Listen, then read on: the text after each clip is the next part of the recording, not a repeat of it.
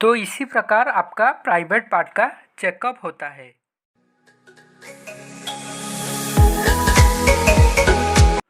Hello friends, मैं स्वागत करता हूं आपकी अपने चैनल ट्रेंडिंग आईसीजी पर। तो आज हम इस वीडियो में कोस्ट गार्ड की मेडिकल में क्या क्या टेस्ट होता है पूरा का पूरा A to Z बात बताऊंगी, और उसके साथ भी आपका मेडिकल का जो भी समस्या है उस समस्या को दूर करने का ट्रिक भी बताऊंगी। और एक बात, पूरी यूट्यूब में जितने सारे यूट्यूबर मेडिकल के बारे में आपको बता रहा है तो एक्चुअली में उनका पर्सनल एक्सपीरियंस नहीं है, वो सब कैंडिडेट से पूछ के आपको बता रहा है। लेकिन मैं खुद कोस्ट गार्ड में 3 बार मेडिकल दे चुका हूँ, सो मेरा पर्सनल एक्सपीरियंस से ये वीडियो बना रहा हूँ। तो वीडियो स्टार्ट करने से पहले एक छोटा सा रिक्वेस्ट है कि चैनल को अभी तक सब्सक्राइब नहीं किया है तो प्लीज़ चैनल को सब्सक्राइब कर दीजिए। तो आपका अभी जो मैथ का क्रैश कोर्स शुरुआत हो चुका है और कल से आपका जीके का एंड रीजनिंग का जनरल साइंस का क्रैश कोर्स शुरुआत होने वाला है। तो जिसने अभी तक मैथ का वीडियो नहीं दिखा है तो आई बटन में उसका लिंक दे दूंगा, जाके उसको उस वीडियो को पहले देख लो।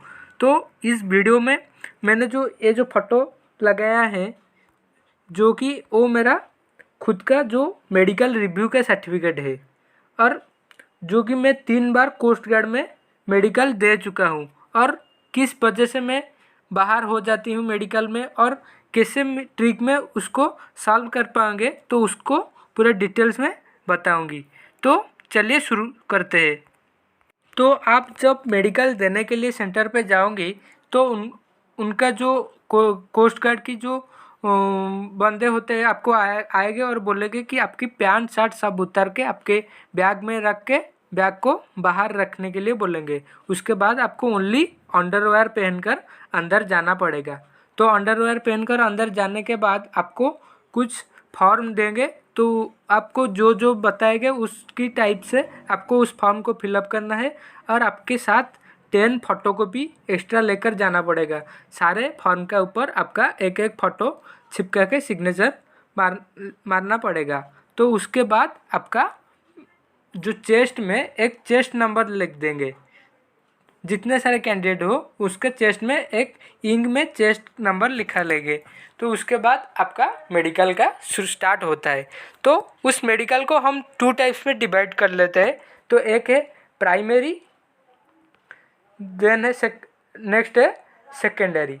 तो प्राइमरी मेडिकल में आपको क्या क्या होता है, तो प्राइमरी मेडिकल में आपका height, weight, chest, blood pressure, eye का टेस्ट, कलर ब्लाइंडनेस टेस्ट, इतना ही प्राइमरी में होता है।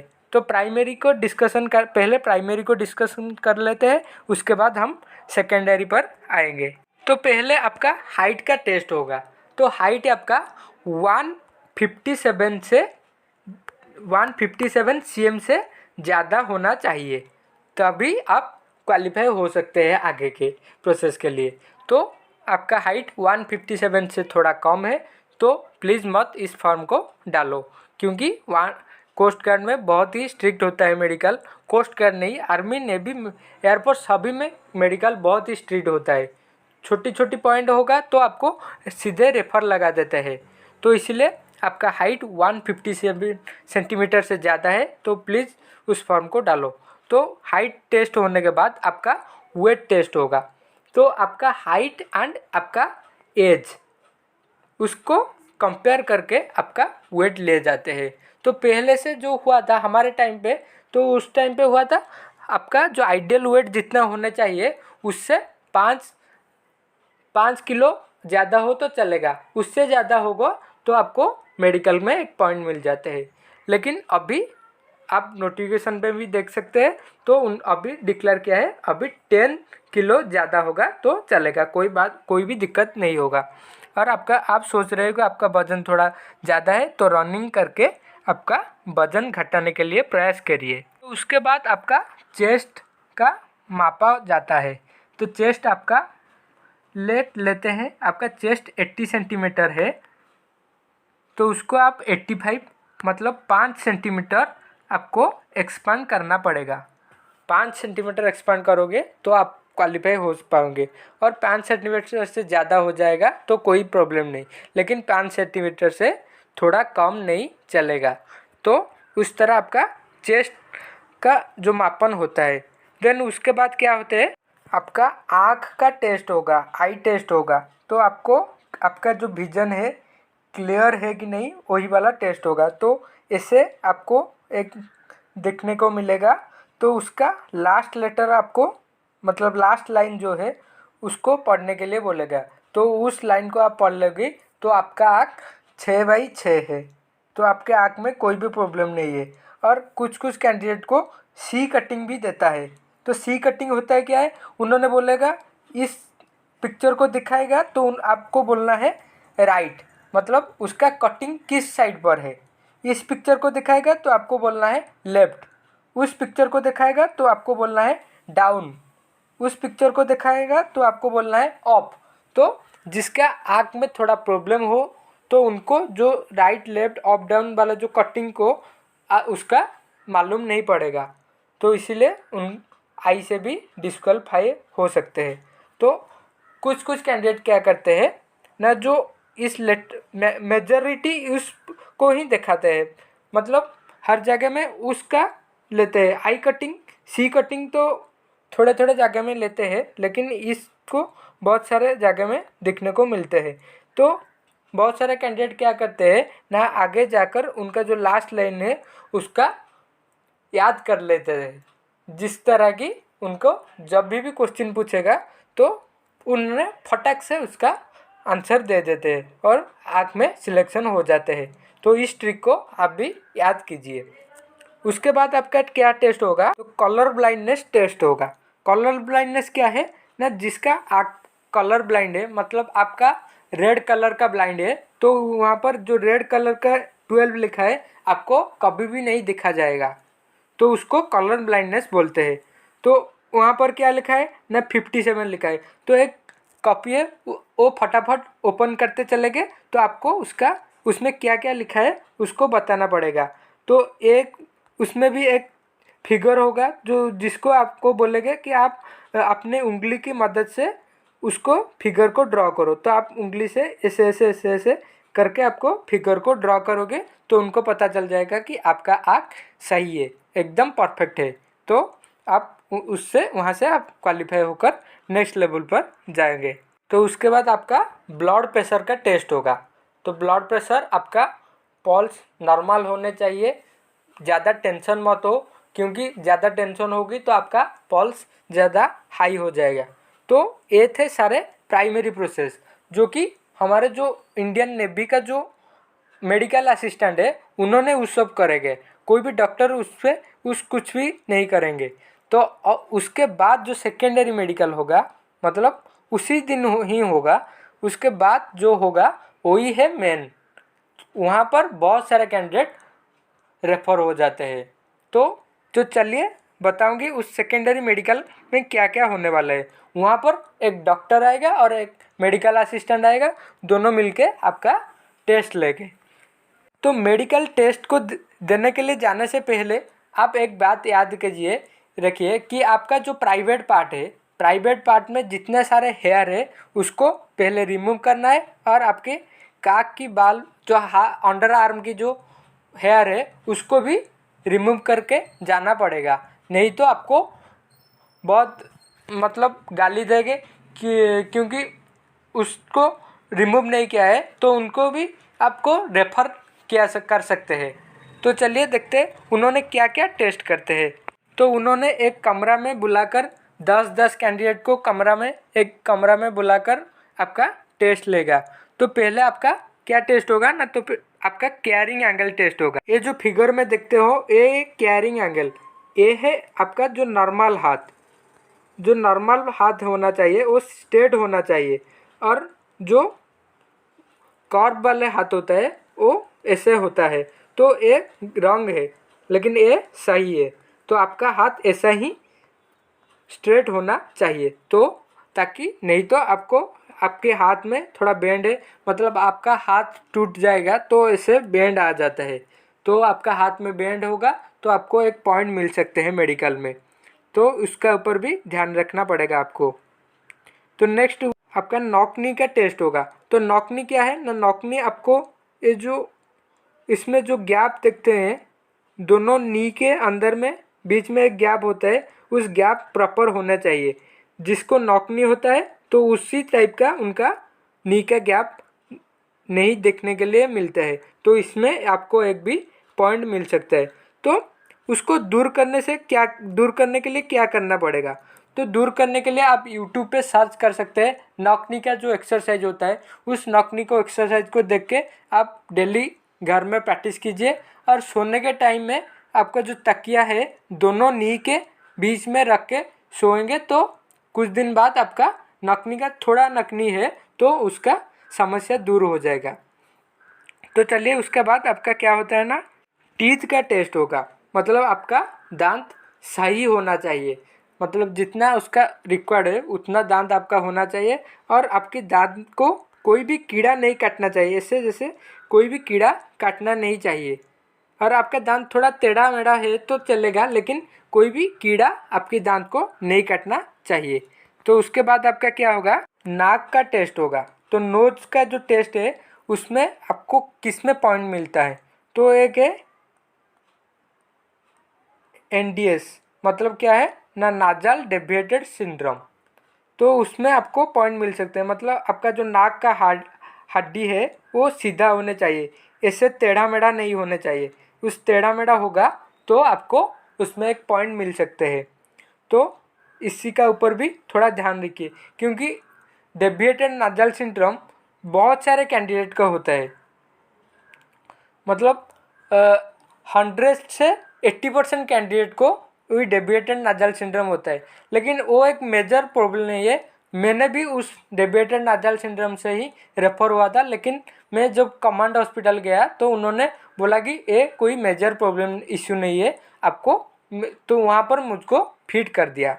तो चलिए उसके बाद क्या होगा, उसके बाद आपका ईयर का टेस्ट होता है। तो ईयर का टेस्ट में डॉक्टर ने उस टाइप का एक मशीन से आपके कान में घुसाकर देखेंगे कि आपका कान सफ़ा है कि नहीं, आपका पर्दा फटी हुई नहीं होने चाहिए।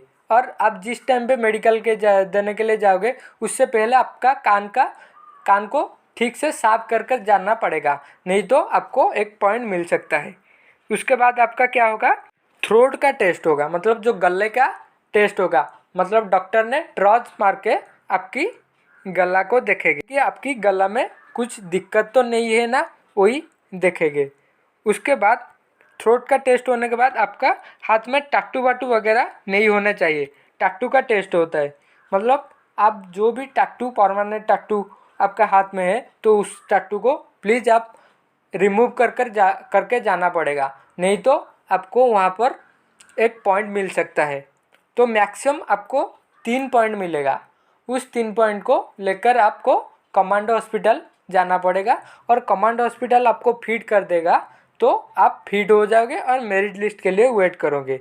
तो उसके बाद आपका क्या टेस्ट होगा, आपका हाइपर हाइड्रोलिसिस टेस्ट होगा। हाइपर हाइड्रोलिसिस होता क्या है ना, आपके हाथ में पसीना आना।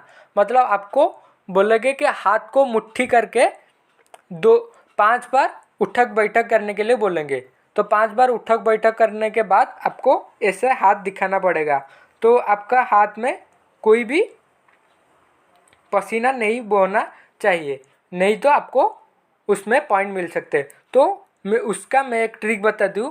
आप जानते हो ना रिन साबुन जिसमें हम कपड़े धोते हैं, उस रिन साबुन से आप एक बार हाथ धोकर उस मेडिकल पर जाओगे तो आपका हाथ में कभी भी पसीना नहीं निकलेंगे। ये मेरा खुद का पर्सनल एक्सपीरियंस है। तो उन्होंने क्या करते हैं ना, मेडिकल टेस्ट आपको एक रूम पे बैठा के करेंगे, जो कि इस रूम पे एसी लगा होगा।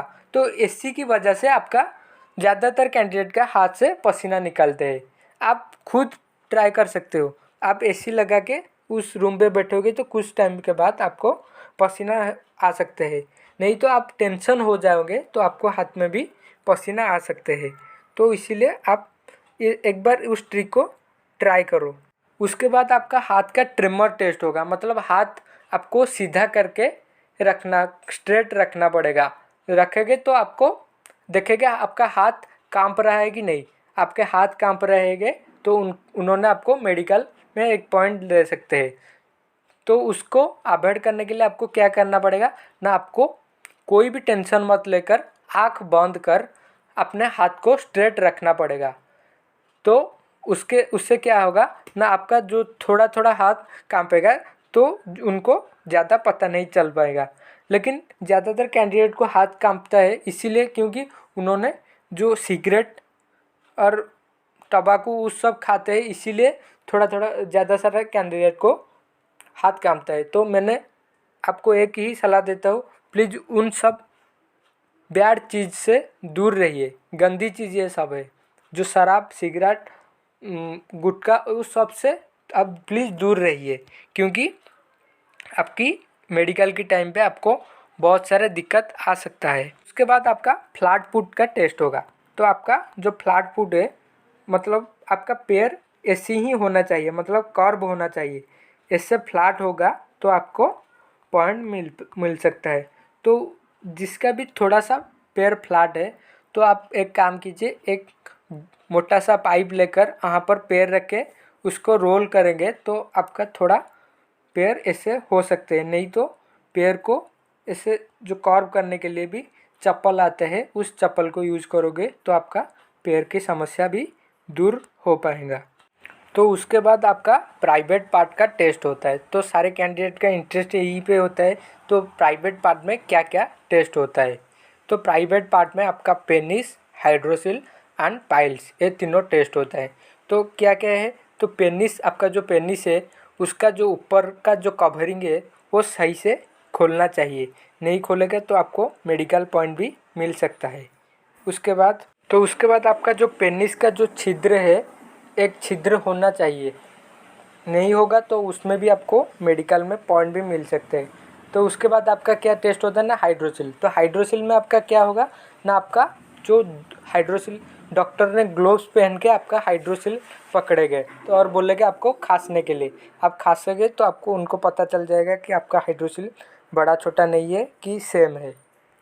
और कुछ कुछ कैंडिडेट का क्या होता है ना, 2 हाइड्रोसिल के बजाय उनका एक ही हाइड्रोसिल रहता है। तो जिसका भी एक हाइड्रोसिल है उनको मेडिकल से अनफिट कर दिया जाएगा। उसके बाद आपका टेस्ट होता है पाइल्स का टेस्ट होता है। तो पाइल्स का कैसे टेस्ट होता है ना, आपको ऐसे बेंड होने के लिए बोलेंगे डॉक्टर। बेंड होने के बाद अंडरवेयर निकाल के इससे बेंड हो गए तो उसके बाद उन्होंने ट्रॉज मार के देखेंगे कि आपका पाइल्स है कि नहीं। तो उन्होंने बोले कि आपको खांसने के लिए, आप खांसोगे तो उनको पता चल जाएगा कि आपका जो पाइल्स जिसको बोलते हैं हम बवासीर, उस बवासीर का प्रॉब्लम है कि नहीं। तो होगा तो उन्होंने आपको मेडिकल में भी रेफ़र कर सकते हैं। तो जितने भी तो आज थे उतना ही आपका मेडिकल टेस्ट होता है, उससे ज़्यादा मेडिकल टेस्ट नहीं होता है। तो जब भी मेडिकल देने के लिए जाते हो तो कोई भी टेंशन मत होकर जाओ, क्योंकि टेंशन होकर जाओगे तो बाद में आपको बहुत सारा दिक्कत हो सकते हैं। तो बिना नो टेंशन होकर जाओ। जिसका भी पहली बार मेडिकल है तो कोई भी टेंशन मत लो, कुछ भी प्रॉब्लम नहीं होगा। आप मैं जितने भी बताया हूँ उतना ही टेस्ट होता है। बाकी जिसको कुछ प्रॉब्लम होता है तो उनको डायरेक्ट वहाँ पर नहीं काटा जाता है, उनको रेफ़र किया जाता है और 15 से 30 दिन का टाइम दिया जाता है। आप जाकर कमांड हॉस्पिटल जो कोलकाता में है वहाँ पर रेफ़र किया जाता है। तो वहाँ पर जाओगे और वहाँ पर वही वाला टेस्ट, मतलब आपका हाथ में जो हाइपर हाइड्रोलिसिस पसीना आता है तो उसमें आपको रेफ़र किया तो आप जाओगे वहाँ पर टेस्ट आपका होगा तो वहाँ पर आपको फिट कर लेंगे। तो अब जब फाइनल मेडिकल टेस्ट होगा आईएनएस चिलिका पे तो वहाँ पर आपको वही वाला जो हाइपर हाइड्रोलिसिस वाला टेस्ट कभी नहीं होगा। तो ये वीडियो थोड़ा लंबे हो गया है, तो आज के लिए इतना है। जो भी जिसका भी डाउट है मन में तो उस वीडियो का कमेंट में बताओ, मैं उसका आंसर देने का पूरा प्रयास करूँगा। और हमारे चैनल को अभी तक सब्सक्राइब नहीं किया है तो प्लीज़ सब्सक्राइब कर दीजिए, और वीडियो अच्छा लग रहा है तो एक लाइक कर दीजिए और अपने दोस्त के साथ शेयर कीजिए जिसका अभी मेडिकल है। Thank you. जय हिंद, जय भारत।